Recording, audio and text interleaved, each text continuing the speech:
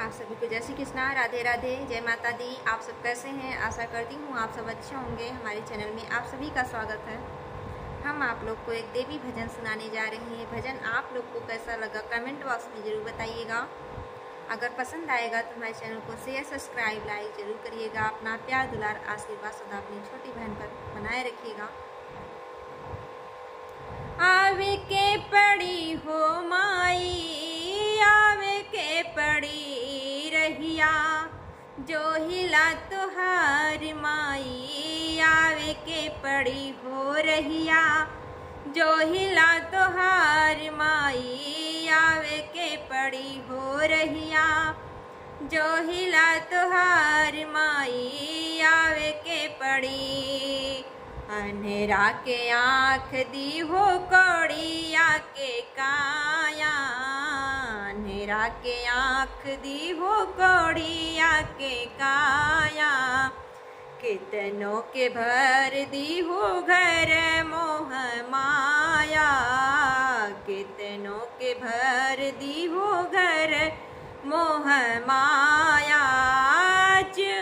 हमरा के दर्श दिखावे के पड़ी हो आज।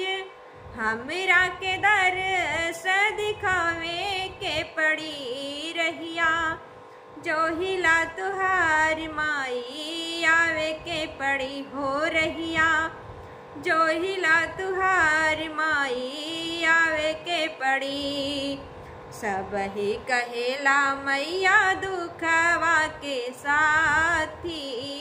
सब ही कहेला मैया दुखवा के साथी।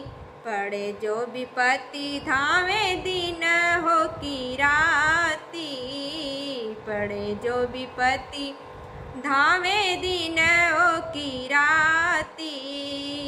कैलो वादा जैसे जवान निभावे के पड़ी हो। कैलो वादा जैसे जवान निभावे के पड़ी रहिया, जो हिला तुहार माई। आवे के पड़ी हो रहिया, जो हिला तुहार माई। आवे के पड़ी हो रहिया, जो हिला तुहार माई।